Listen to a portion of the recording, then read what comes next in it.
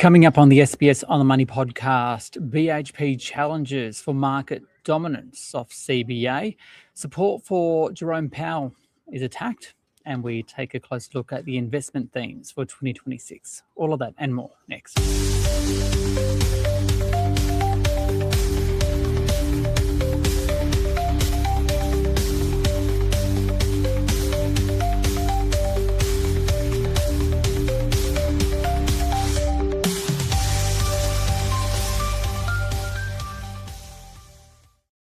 Hi everyone, welcome to the SBS On the Money podcast for this Thursday, the 15th of January 2026, a day where the Australian share market rose, the S&P ASX 200 up 0.5% to 8,861 points. That's because 6 of the 11 sectors on the index ended higher. Materials, the best performer, are driven really by gains from BHP, healthcare, financials and energy stocks doing well too. The worst performing sector, information technology, down by 2.2%. The best stock on the index today, South 32, shares up by 4.5%, followed by BlueScope.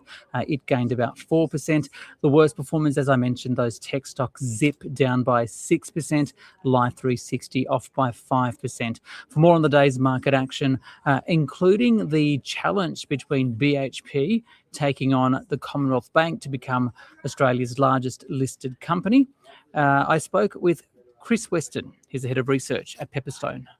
So, Chris, the ASX is up for a fourth straight session. What's driving investor sentiment at the moment? Because there appears to be a continuing rotation out of the banks into resources, because we're seeing BHP, for example, hitting a 52-week high and possibly becoming, again, Australia's biggest listed company. Yeah, I mean, this is a global issue. I guess where it's a point of difference for Australia is that, yeah, we're seeing the banks as the place where people are funding and getting out of that crowded position, whereas in the US and the S&P, it's people moving out of AI and tech and big mega cap tech and rotating into energy and materials. But in Australia, yeah, people are moving out of the banks because it's a well-loved position. So, yeah, the question is whether that's saturated now and there's further to go, or whether this is a point, the BHP and the resource plays probably seen a bit of a peak in the short term. I mean, I think CBA, as they go into earnings in about 11th, 12th of February, I think everyone's going to be looking at that one very, very closely, because we're down at just above $150, which is where we've seen massive support and accumulation from the funds, throughout November and December. So that's a big level to watch. But the question is has BHP and the resources, which have kicked so hard, done their dash now, and potentially people look to take this off the table. But it's not just an Australian phenomenon. This is a global issue where people are piling into energy and resources and moving out of those well-loved trades that happened through 2024 and 2025.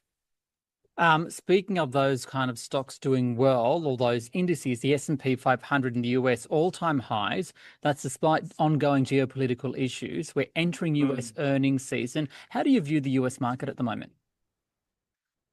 Well, I mean, I think the risks are probably fairly balanced at the moment. I mean, the market in the S&P, if we want to focus on that market you brought up, really doesn't want to break above 7,000. But if it does, I think that just brings in new buyers.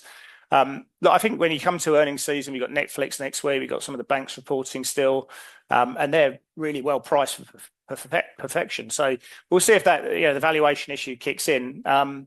But the average stock, if we look at the implied move from the options pricing, is expected to move up or down on the day of reporting 4.9%, which is pretty punchy.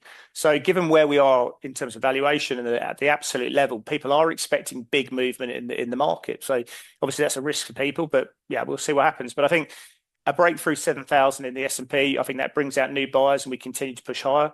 But I think also the downside case needs to be managed. And I think people are going to start looking at hedges more liberally in that situation as well. So we'll see how it goes. But I think, the risks in the short term are pretty well balanced here. What about US interest rates? Yesterday, a group of central bankers supported Jerome Powell as he faces a Department of Justice criminal investigation. Overnight, Fed Governor Stephen Miron, who was appointed by Donald Trump, basically said to these 12 central bankers around the world, mind your own business. That says inflation in the US is still at 2.7%. It's above the US Fed's target. Given all this pressure on Jerome Powell to cut interest rates, what do you think it is likely to mean for monetary policy there?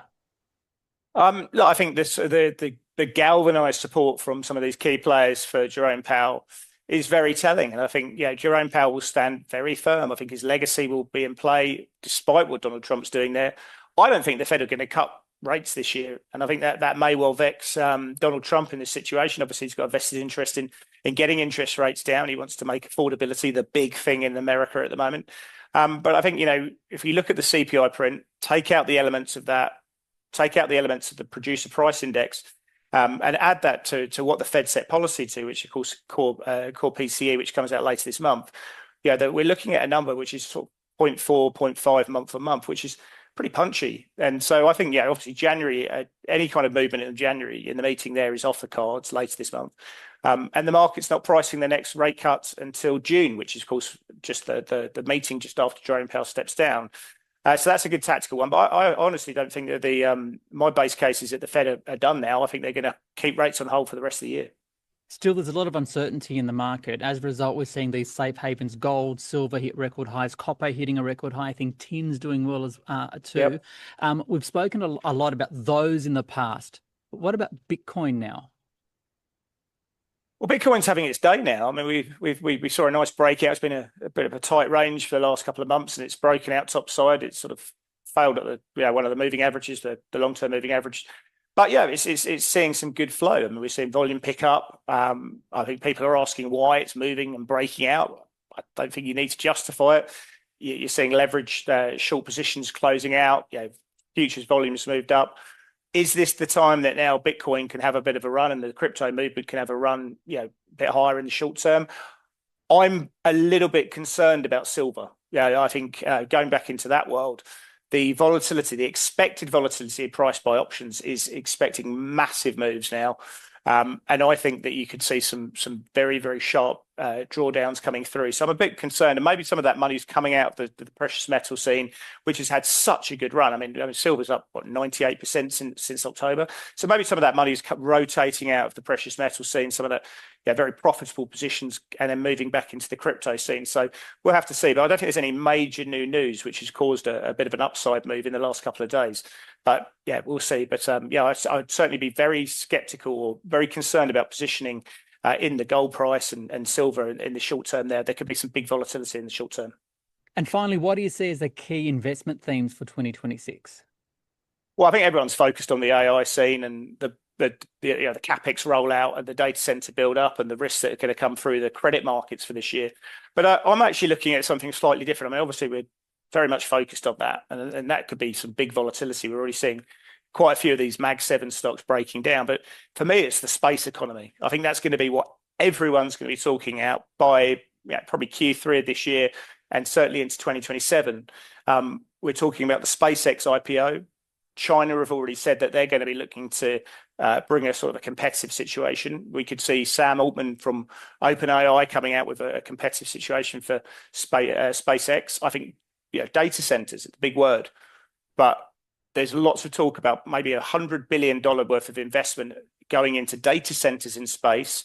You've got satellite Earth orbiting, internet connections, which are just increasing. And I think that's a big issue. So I think that the big buzzword will be about space. I mean, it's possibly one of the reasons why Trump's going into Greenland. There's some big investable themes around that. The market won't be able to price earnings around that. And I think you're going to see huge volatility. It's the future. That's Chris Weston there from Pepperstone, and he wraps up the podcast for this Thursday. Give it a rating or review on Apple Podcasts or Spotify. Click subscribe, and I'll see you tomorrow. This SBS on the Money podcast is provided for informational purposes only and should not be understood as constituting advice or a recommendation. It is not personal advice, and it does not consider your personal circumstances or objectives. You should contact a licensed professional before making any financial decisions.